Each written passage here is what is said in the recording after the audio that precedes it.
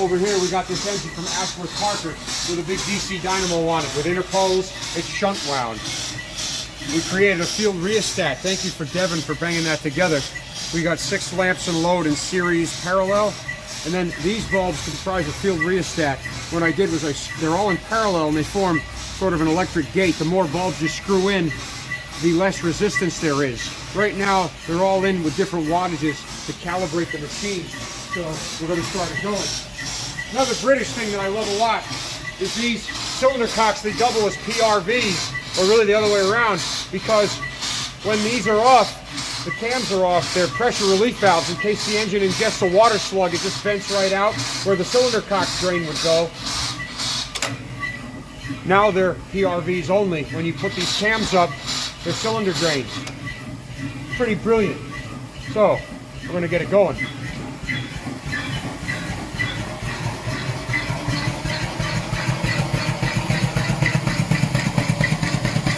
We're powering the generator's field with itself. So it's going to take a little bit to get it really excited.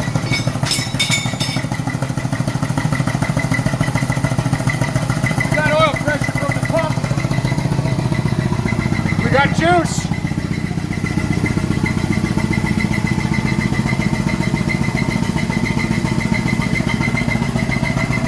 It's very important to verify that you have oil pressure from the engine's internal pump. This is for cylinder oil, but we've got this on it right now. No belt. Normally would exhaust into a condenser, we'd be going much faster than this. This machine consists of 4 electromagnets, really 8 if you count the small interpoles between them, 4 brush assemblies. Each electromagnet, north-south, north-south, positive, negative, positive, negative. 2 in parallel negative, 2 in parallel positive. The field wire comes out the other end. 2 bars going to load. You tap the field off 1 through the field rheostat, through the field, then back to negative. So the generator's self-excited. We can change the power level if we unscrew enough lamps. The field strength will go down. See the resistance?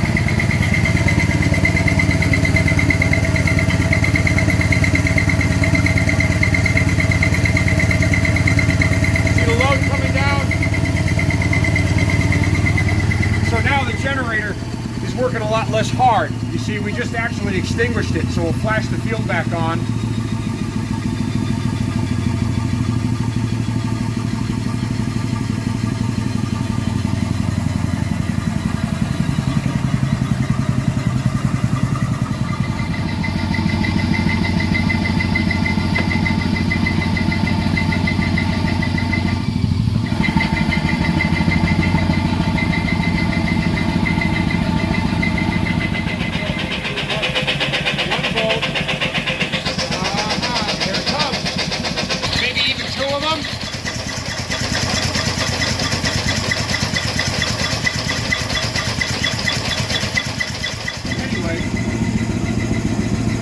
So if I screw the rheostat lamps back in, you'll see that the load comes brighter.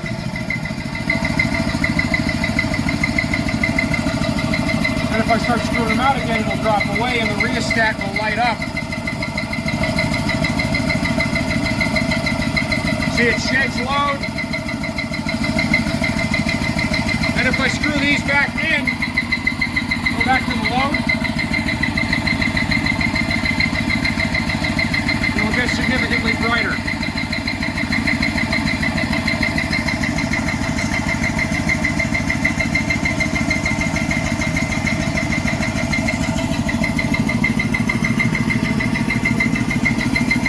See, now the lower wattage lamps are taking up the resistance of the rheostat, and now we just lost the field.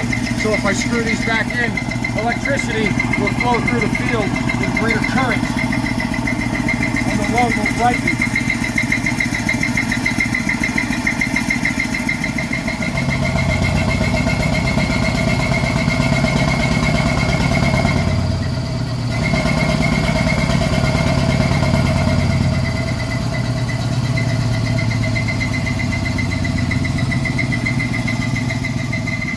The Ashworth Parker. I'm very sorry we're not exhausting into a condenser right now, and I'm also sorry we don't have a proper switchboard the way I like to have. But we're making juice the proper way. We'll slow it down now. We get it drained.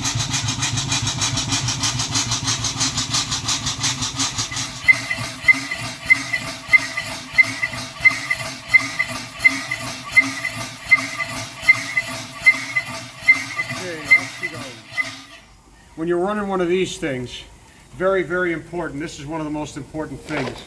Besides the cylinder oil feed, there's an internal pump driven by the engine crankshaft. Everything that isn't the cylinder, the crosshead, the eccentric governor, the main small end, big end, is taken care of by an oil pump. There's the strainer for it. You need to make sure that is clean. You need to make sure you have oil pressure when the engine is turning. If it is not, you must immediately shut the engine down because you'll destroy it.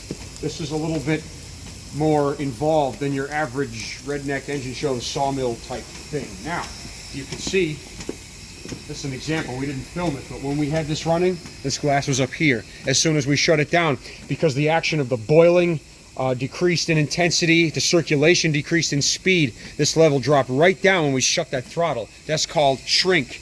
The other way around, when you open it up in demand, is swell. So you have to prepare if you're going to run a high load like this. You know, my friend Scott Carlisle, he helped put together this big alternator coreless engine. And he really, really wanted to generate electricity. They put a decent foundation under it. But stupid firemen, this is a big problem at these steam shows. These guys are terrified of boilers. You know, they say, oh, low water is the most evil thing ever. So, of course, what's their answer to low water is to run the water not there, but somewhere up here.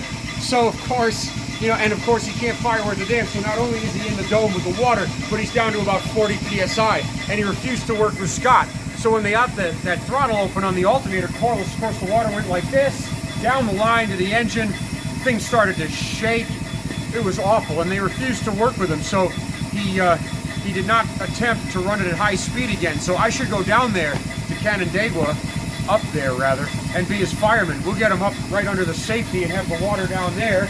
And when he opens that regulator for the coreless and gets it on the governor, it'll climb like this. So, anyway, we're going to try another engine now.